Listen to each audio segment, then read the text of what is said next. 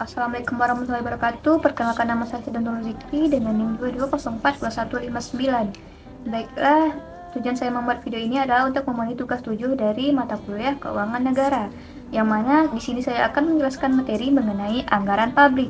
Anggaran merupakan suatu alat untuk perencanaan dan pengawasan organisasi laba, di mana tingkat formalitas suatu budget tergantung besar kecilnya organisasi.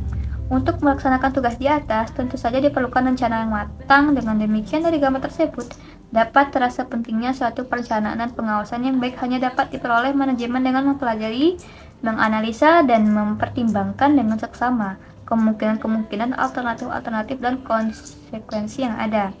Pengertian anggaran sektor publik adalah perencanaan finansial tentang perkiraan pengeluaran dan penerimaan yang diharapkan akan terjadi di masa mendatang, dengan melihat data yang diperoleh dari masa lalu sebagai acuan penetapan anggaran.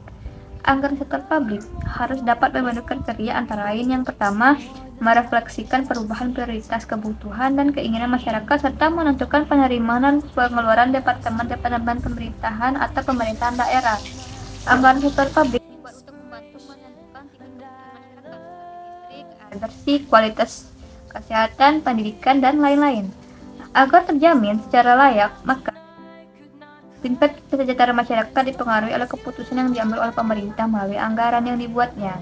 Kebanyakan organisasi sektor publik membedakan antara tambahan modal dan penerimaan, serta tambahan pendapatan dan pengeluaran. Dampak pada pemisahan penyusunan anggaran tahun dan anggaran modal tahunan. Contoh jenis anggaran publik antara lain anggaran negara dan daerah, APBN, APBD, atau yang disebut dengan budget of state. Yang kedua itu rencana kegiatan dan anggaran perusahaan atau RKAP, yaitu anggaran usaha setiap BUMN atau BUMD serta badan hukum publik atau gabungan publik dan privat. Implementasi penganggaran di organisasi sektor publik, yaitu pada pemerintahan pusat, anggaran negara selama 1 tahun secara sederhana bisa diibaratkan sebagai anggaran rumah tangga atau anggaran perusahaan yang memiliki dua sisi, yaitu sisi penerimaan dan sisi pengeluaran. Komponen APBN secara garis besar, APBN ini terdiri dari 5 komponen utama, yaitu pendapatan negara dan hibah, belanja negara, keseimbangan primer, surplus atau defisit anggaran, dan pembiayaan. Yang kedua itu pada pemerintahan daerah. Proses penyusunan APBD dimulai dengan pemerintahan daerah menyampaikan kebijakan umum APBD tahun anggaran berikutnya, yang sejalan dengan rencana kerja pemerintah daerah sebagai landasan penyusunan RAPBD kepada DPRD. Selambat-lambatnya jalan selanjutnya, DPRD akan membahas kebijakan umum APBD yang diajukan oleh pemerintah daerah dalam APD tahun anggaran berikutnya. Berdasarkan kebijakan umum APBD yang telah disepakati dengan DPRD, pemerintah daerah bersama Dewan Perwakilan Rakyat Daerah akan membahas prioritas dan plafon anggaran sementara untuk dijadikan acuan bagi satuan kerja perangkat daerah. Yang ketiga yaitu LSM. Proses anggaran ini harus diawali dengan penetapan tujuan, target, dan kebijakan berdaya organisasi, mulai melakukan pencapaian dan kesepakatan.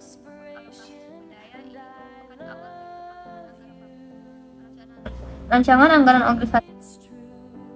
Yang keempat yaitu yayasan. Anggaran tidak boleh tetapi harus diinformasikan kepada publik atau dikritik, didiskusikan, dan diberi masukan. Anggaran yayasan merupakan instrumen akuntabilitas atas pengelolaan publik, pelaksanaan program yang dibayar dengan uang publik. Anggaran merupakan strategi yang telah dibuat. Anggaran yayasan berisi rencana kegiatan yang direpresentasikan dalam bentuk rencana perolehan pendapatan dan belanja dalam 1 tahun atau 1 moneter.